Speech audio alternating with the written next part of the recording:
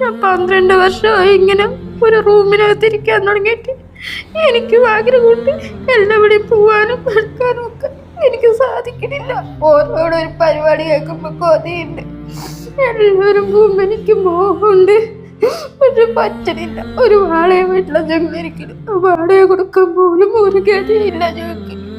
എൻ്റെ അച്ഛനാണ് എന്നെ നോക്കി. എൻ്റെ അച്ഛനില്ലപ്പോ. എൻ്റെ അമ്മയാണ് എന്നെ നോക്കുന്നത്. നിങ്ങളെ കൊണ്ടെല്ലാം ആരോടും പറയാൻ പറ്റില്ല. ഒരു സ്വന്തം ബന്ധമൊന്നുമില്ല എന്നെ സഹായിക്കാൻ. കാണുന്നവരൊക്കെ കളിയാക്കാണ്. ഞങ്ങൾ കാണുമ്പോൾ നല്ല സങ്കടം വരും. എൻ്റെ ഫ്രണ്ട്സ് ആയാലും എല്ലാവരും കളിയൊക്കെ ഓരോ വാടക വീട്ടിലും പോകുമ്പോൾ എനിക്ക് ഓരോ ബുദ്ധിമുട്ടുകളുണ്ട്. ബാത്റൂമിൽ കയറും എവിടെ പോവുകയാണെങ്കിലും അവരുടെ കളിയാക്കലോ അപമാനോ അതിലേറെ ഞാൻ ഈ ചുമര് പിടിച്ചിട്ടൊക്കെയാണ് നടക്കുക. എനിക്കിതല്ലാതെ വേറെ ഒരു വഴിയില്ല. ഇനി 12 സർജറി കഴിഞ്ഞാൽ എനിക്ക് നേരെ വണ്ണമൊന്ന് നടക്കാൻ പറ്റും. നിങ്ങളെല്ലാവരും ഒന്ന് സഹായിക്കില്ലേ? സഹായിക്കുന്ന പ്രതീക്ഷയോടുകൂടി ഞാനിരിക്കും. നിങ്ങളുടെ കാരുണ്യത്തിലാണ് ഞാൻ ഇപ്പോഴും ജീവിക്കണം.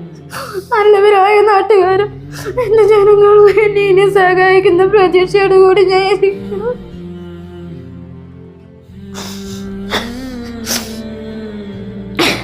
ഒരു നിമിഷം എൻ്റെ പ്രിയപ്പെട്ടവരായ നിങ്ങൾ ഈ കാഴ്ച ഒന്ന് കാണണം.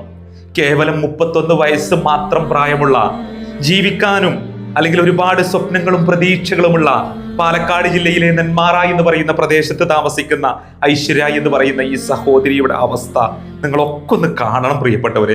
നിങ്ങളെക്കൊണ്ട് കഴിയുന്ന ഒരു സഹായം നിങ്ങൾ ചെയ്യണം. ഈ കാലുകളുടെ ഒരു അവസ്ഥ നിങ്ങൾ നോക്കി.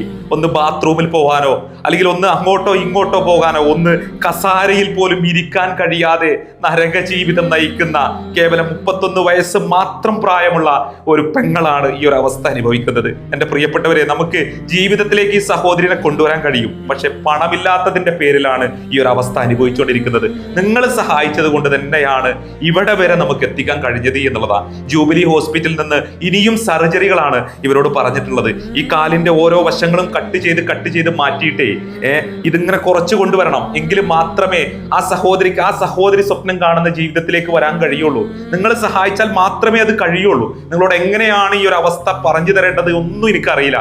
നമ്മുടെ ഒരു കാലിലൊരു മുറി വന്നു കഴിഞ്ഞാൽ, അല്ലെങ്കിൽ ഒരു മുള്ളു കുത്തിക്കഴിഞ്ഞാൽ നമ്മൾ അനുഭവിക്കുന്ന വേദനയും പ്രയാസവും എത്രത്തോളം ഉണ്ട് എന്നുള്ളത് നമുക്കറിയും അല്ലെ? മക്കളെ സ്നേഹിക്കുന്ന, മാതാപിതാക്കളെ സ്നേഹിക്കുന്ന, പെങ്ങന്മാരോട് അനുകമ്പ കാണിക്കുന്ന എൻ്റെ പ്രിയപ്പെട്ട പ്രവാസികളടക്കമുള്ള നന്മയാർന്ന കാരുണ്യ ലോകത്തിലൂടെ ഞാൻ അഭ്യർത്ഥിക്കുകയാണ്, നിങ്ങൾ ഒരിക്കലും തട്ടി മാറ്റാൻ പാടില്ല. ഒരുപാട് സ്വപ്നങ്ങൾ ഉണ്ടാവും പ്രിയപ്പെട്ടവരെ, ഒരുപാട് സ്വപ്നങ്ങൾ ഉണ്ടാവും. എല്ലാം ഉള്ളിലൊതുക്കിയിട്ട് കേവലം 31 വയസ്സുകാരിയായ ഈ ചെറുപ്പക്കാരി ഇങ്ങനെ കഴിയുന്നുണ്ടെങ്കിൽ അവരുടെ